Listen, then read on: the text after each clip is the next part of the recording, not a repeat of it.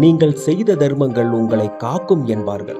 ஆனால் அதே தர்மங்கள் உங்கள் கழுத்தை நெரித்தால் எப்படி இருக்கும்? புண்ணியம் செய்தும் நிம்மதியில்லாத ஒரு மனிதனின் வாழ்க்கையை புரட்டி போட்ட ரகசியம் இது.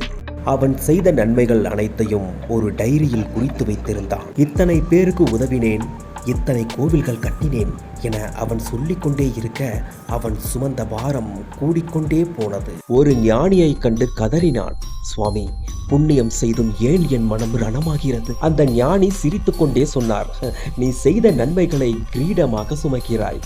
கிரீடம் எப்போதும் பாரம்தான். நீ செய்த தர்மத்தை ஆற்றில் போடு.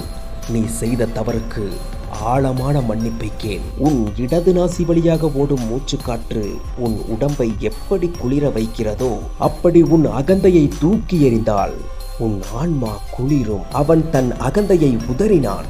நான் செய்தேன் என்ற எண்ணம் மறைந்த அடுத்த நொடி அவன் சுமந்த பாரம் மாயையாய் மறைந்தது.